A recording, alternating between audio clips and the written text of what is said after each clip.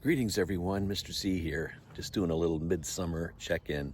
Mr. Devine said you guys were getting together, and he asked me if I would maybe send a message. And it's bright and early here in the morning. The sun's not even up yet, but I think it's the perfect time to say a few things and just have a quick question for you. Have you had a great Jesus moment this summer? I mean, one of those moments where you just knew it was from Jesus, and it just meant so much, and you were able to reflect on it and be reminded of how great he is and how awesome it is to know him. This past summer, I've been spending quite a bit of time in John chapter 15. Just the awesomeness of Jesus was just the perfect teacher, and he always taught with symbols and things. And in John 15, he talks about how he is the vine and we are the branches, and we have to stay connected to him. And it's so easy in the summertime to drift, and you never drift closer to Jesus. I have never spent a day just doing anything I wanted to do, not even thought about Jesus, and woke up the next day saying, boy, I feel closer to Jesus. No, you don't drift closer to Jesus. You have to do things to make that happen. And so many times in the summer, we get distracted, and we're not going to Edge, or we're not doing something that just really brings us closer to Jesus. And my challenge is to think about, what are you doing? We talk about the question, what's mine to do here? And as we kind of get, we're pretty well into summer, and we're starting to see fall on the calendar. And hopefully you guys will all be part of Life Teen. Mr. Devine just is such a great teacher, and to be able to come and gather each week and be able to just talk about the Lord and see what he has in store for you would just be a great thing to do. Definitely would bring you closer to Jesus. One of my favorite Jesus moments this past summer happened a few weeks ago, and I was actually running an errand somewhere down Ford Road. It was in the morning, and I was driving back, and all of a sudden I looked up ahead, and I was at a red light, and I saw a gentleman.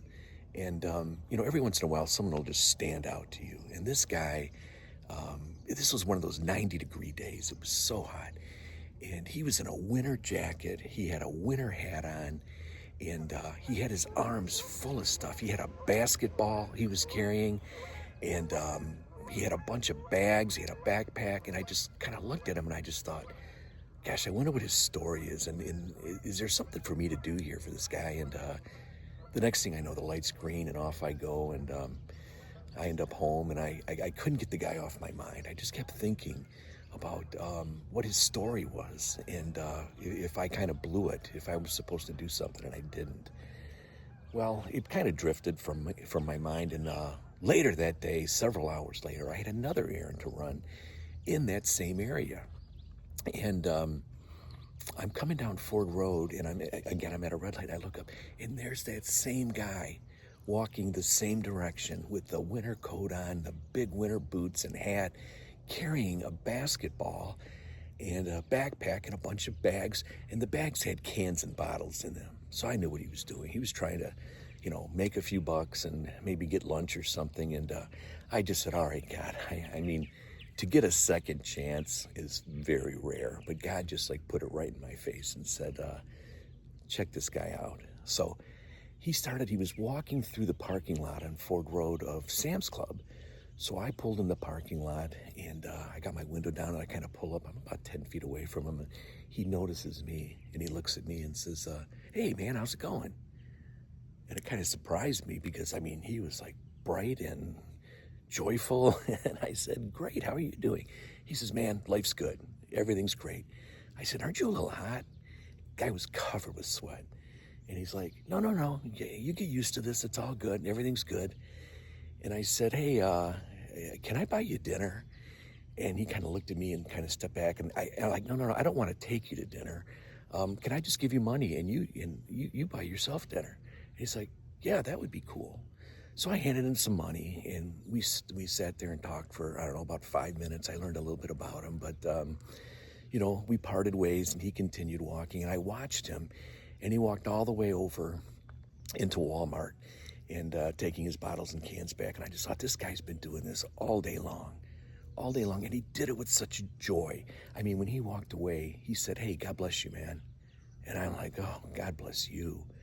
And when I pulled away from there, I just thought, what a Jesus moment. I mean, I could have missed that, but it just reminded me. I'm like, I wonder if I just talked to Jesus, because he tells us, do things for the least of these. And this guy was certainly, he was in an interesting place, let's put it that way. But I pray for him and pray for others. But what we have to do sometimes is create Jesus moments. We have to be able to say, "Hey, Jesus, what's mine to do here? Is there something that I need to do to grow closer to you?" Because when Jesus teaches, he teaches about one thing, and he teaches, follow me, follow me.